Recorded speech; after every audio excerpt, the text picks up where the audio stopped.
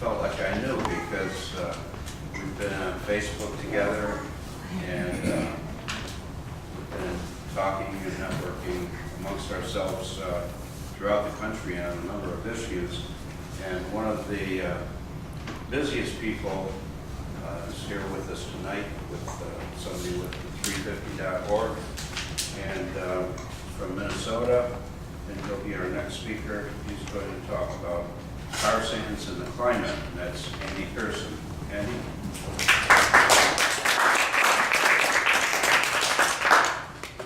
Thank you so much.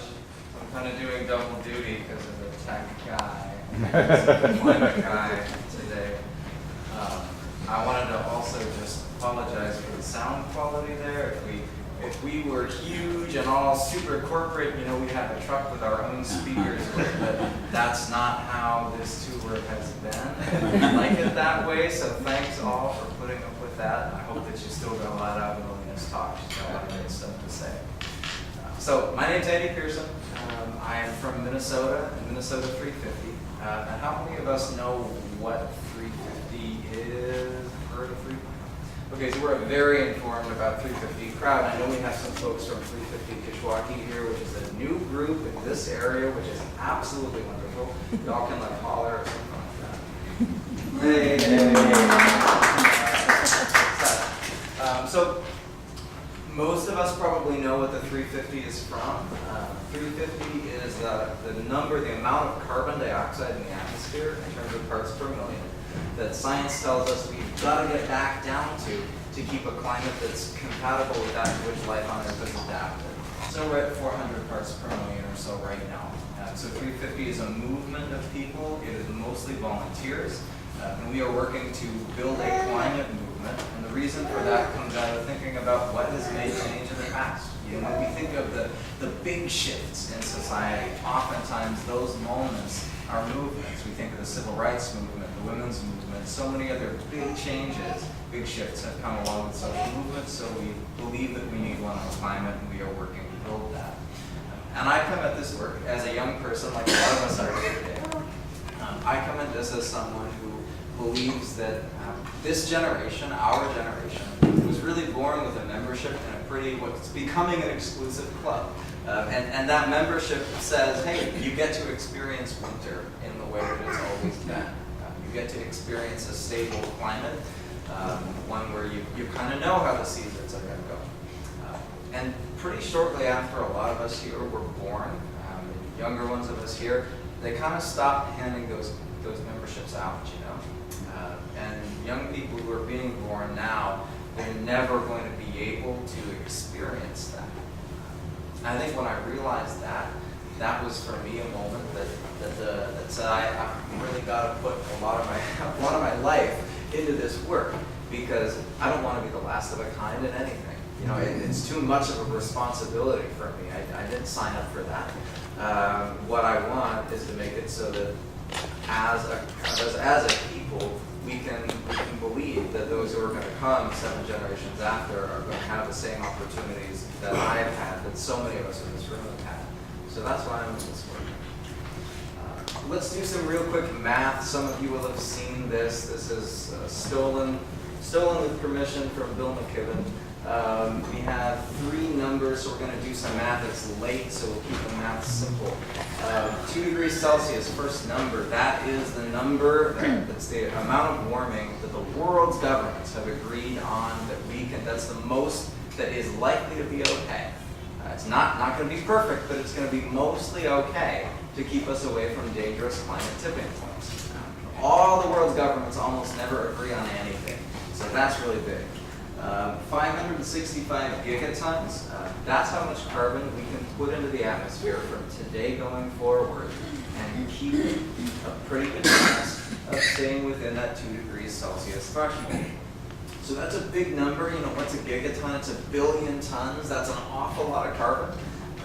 That's a number that we will hit in about 15 years if we don't start dialing down our emissions. The third number is the biggest one, maybe the most important one. It's the newest one, 2,795 gigatons. And that's how much carbon is in the world's reserves of the world's coal, oil, and gas companies, including the tar sands companies. That's how much they have in the ground that they know about already, that they plan to extract and burn. That's part of their business plan. So when I saw that and realized that that's about 5 times bigger than what we know we possibly can do and keep our climate sustainable, our planet livable, that reinforced for me that when we do this tour, right, when we put Enbridge in the name, when we call out these fossil fuel companies by name, that's acceptable at this point, because we are at a point where we know the science, we know the facts of it right there, and these companies that have these reserves, that are running this fossil fuel system that we're in, are not reacting to what's real and what we know. You know, the saying is the real radicals work at oil companies these days. And just to put that into some context too, the carbon that's underground in the tar sands is some of the worst as far as its effect on our atmosphere for the amount of usefulness that we get out of it, for the amount of fuel. It's about 30% more carbon intensive to use that gasoline from the tar sands than from conventional sources of oil. So if you imagine all the gasoline that we're using here, about 80% of our liquid fuel is coming from the tar sands. That's a huge difference. Also uses a whole lot of water. It's about 2 to 4 barrels of water to get out every barrel of oil that's extracted from the tar sands. So very inefficient. I have a longer talk that goes more into detail about the tar sands, but I think Melina pretty much covered it. She does so well that I don't want to duplicate. So I'm going to talk about the network that we're in and kind of bring us down along the line here to Chicago, since she started out up north. This is the Enbridge network. These are all pipelines that Enbridge owns or works with. We have the mainline system is the big orange line that runs from Hardisty, Alberta, which is a major hub where this tar sands oil is taken out of the ground and shipped to. And then it ends at the other end, pretty much here in Chicago. Flanagan, Illinois is the actual terminal, but these pipelines are all running very near to us here. So there's a couple stages. There's the Enbridge main line crosses into the country in North Dakota, goes all the way across northern Minnesota, so my state, enters Wisconsin, and then in Wisconsin it switches onto another pipeline, a huge pipeline, 42 inches wide, called Line 61. And that pipeline crosses diagonally across the state and is the pipeline that's coming here. Enbridge is seeking to build a second line parallel to that one, and to expand that one to over 1 million barrels a day, 1.2 million barrels a day. Keystone XL, if built, would be 830,000 barrels per day. So we're talking about a project that's bigger than Keystone XL, that's carrying the same dirty oil to the same foreign markets, and nobody's really talking about it yet. More and more people are beginning to, so that's very encouraging to me.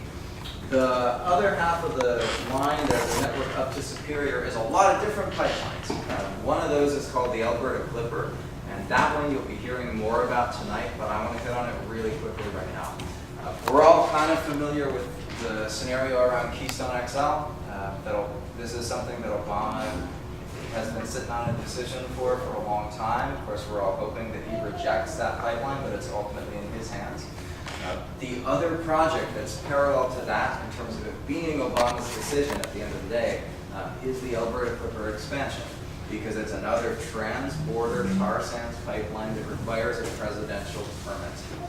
So we've been working against the Alberta Clipper in Minnesota for a long time. And the reason behind that is simple. If you've got like a garden hose, it's a lot easier to turn off the tap than it is to pinch the hose. If you ever play outside on a hot day with a hose, you know exactly what I mean. And so we figure if we can cut it off where it's coming into the country, if we can shut down that valve or at least stop this expansion and then shut it all the way down, that's going to make it a lot easier for us to stop all the rest of these pipeline expansions all down the line. If the product isn't there, there's not going to be a need to be expanding pipelines all the way through here.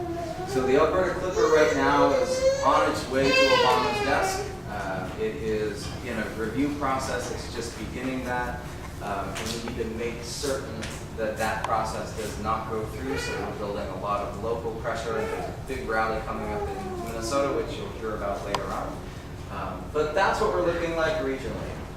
Got advanced stuff coming out of the ground up in Canada, seeping its way down here to the Chicago area. From here, it can get out on a network to just about anywhere.